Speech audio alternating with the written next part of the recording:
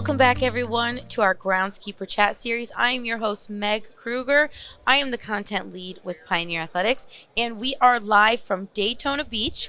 We are joined by one of my favorite people in the industry, Cathy Kropff. Did I say it right this time? That's awesome. It's for the second time today. I weaseled you into this twice, and then we had some significant power to weasel Morgan into this. Chris weaseled his own way into it, and then he instantly regretted it. I absolutely regret it.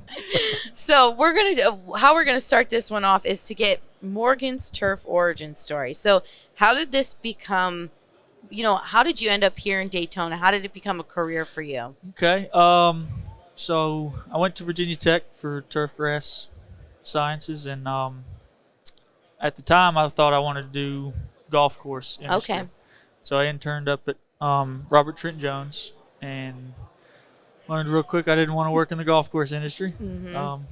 And so I came back to Tech for my last year, and they offered a class to where you could work on the grounds for like credits. Okay. And so I worked at the intramural fields where Chad was. That's where I met him, and we kind of just hit it off. And that was 2013, 2014, and so y'all just started in 2011.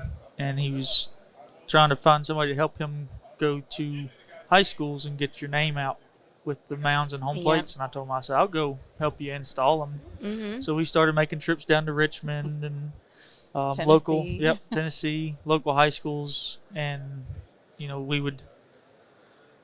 would buy correct me if I'm wrong, they would buy the home plates and pitching rubbers, and then we'd come install them.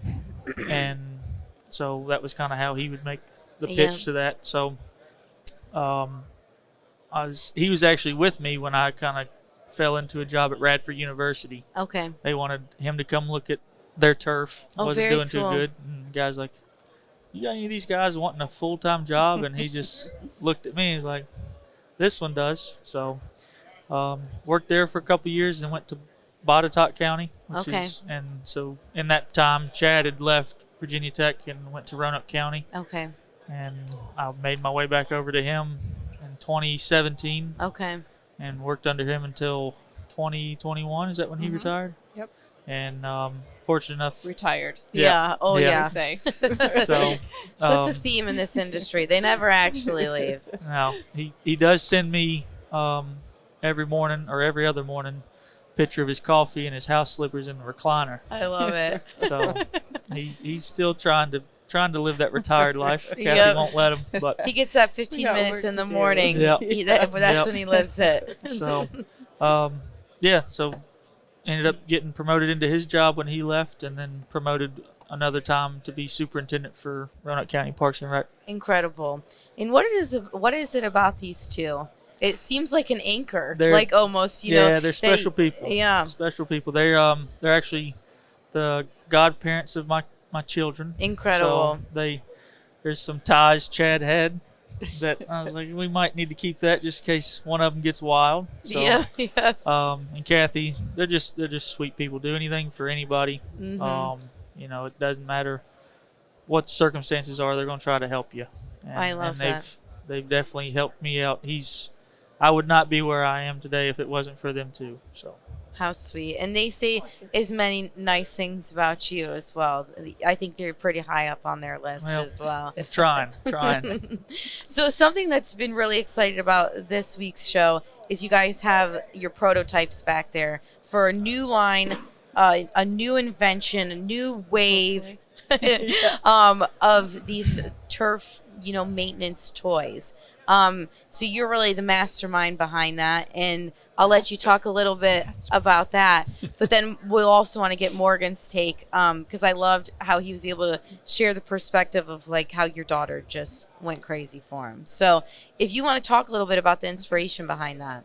So the inspiration basically, trying to think of how we can get more people involved into the industry.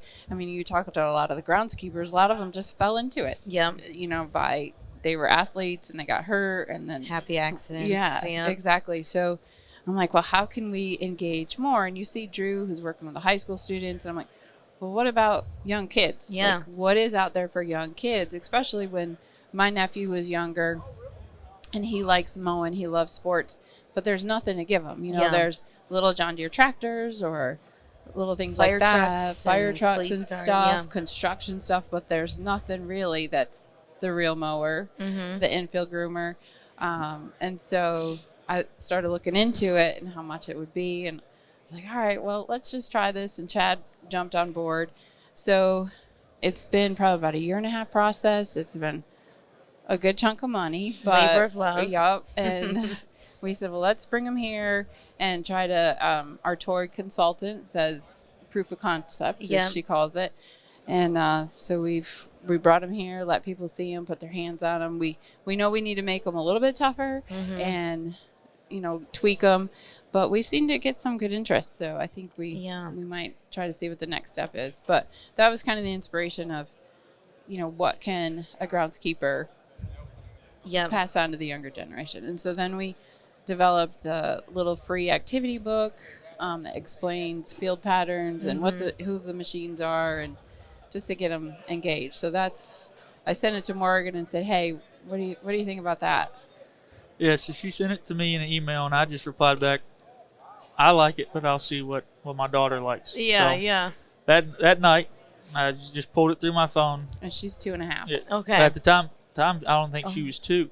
Yeah. She was younger than that, and I'd be like, and each page has its own thing. Yeah. So started going through, each baseball field, softball field, all of that, and get a little personal here. The next morning, I'm in the bathroom, and the door they gets, always we find won't us describe in there. anything more than that. the door gets kicked open by her, and she comes running in yelling, "Mo book, Oh my gosh. Mo book." So That's so cool. every morning and every night for probably a year, So we've had cool. to read the Mo book. And so at the time, I only had it on my phone. So I printed it out and put it in like a spiral ring. Yep. And so now it's like, you have your own Mo book. That's so So sweet. she'll still sit there and flip. And she points it out. She can name all the equipment. Oh, I love it. It's so cool.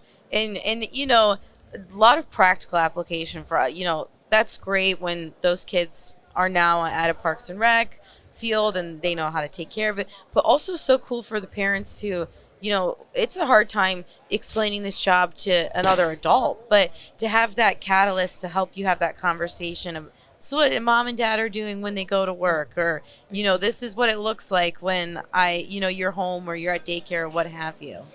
Yeah. So very cool. I love the concept. So we'll see. We've had people say, yeah, I'll get down on the floor and play with these with my kids. And Ryan Woodley was like, yeah, I'll do that. Nick wants to put them in his office. I love it. So then one fellow was like, I'll just have it on my desk to play with the real mower. Yeah. So we're like, okay. I mean, they're so cute. I love them. Here's a gentleman stopped. He's going to print out the pages. He's doing a career day. Okay. And he's going to print them out and take them to school for the career day. Yeah, very cool. Limitless opportunities. But an opportunity people can do right now is sign up to be a VIP, like first early adopter. You have the terminology. I think we've called it the VIP toy collector. And if they sign up, then as soon as we have more information, we'll get the information out there to everybody. And then they can also download the activity book. The Mo book. Yep, I love the Mo book. that it's That's what she knows it is. It's very not cool. beautiful. We're going to kind of play with it. Our Canadian friends were like, you don't have a Canadian football or rugby in here, so we You're gotta going to add those to that. fields in there. I love that. Well, even adults will learn from that book. Honestly, get with Honestly, your kids. And yeah. That's how I learned all about the garbage truck. Day in the life of the garbage truck. Yeah. My kids reading a book. I love it. Yeah. Day in the life of, they have that. I probably have said this a million times. Chris is like, stop. Like, Day in the life of the Disney workers. Like, have you seen that documentary? I haven't seen it. So interesting. But we could do one. We lived it. I lived it. Oh, you're right. Yes. We lived it. That's where you guys met, right? Yep. Okay. Yeah, it's incredible. Like all the different things we could display for our industry in that same light. So very cool. I love it, and I am a VIP. I signed up, so we're gonna work on where a do they go to kids do book that? too. that there was a QR code right at the booth. But Okay. as we're closing up here, maybe on your social media pages or Where I could could they? try to take a picture of it and get it out there. I'll get it out on Monday. I can try to get it out. And on yeah, and social even media. if you just share a link to your website where they can sign up for that. Yep, we'll do that. Definitely, that would be awesome. Thank and we you. can share it in the description of this episode as well. You can go and Sure. follow the link and sign up to be a contributor. Thank you. So Appreciate it. awesome. Thank you very much. Thank you all. Thanks. Guys.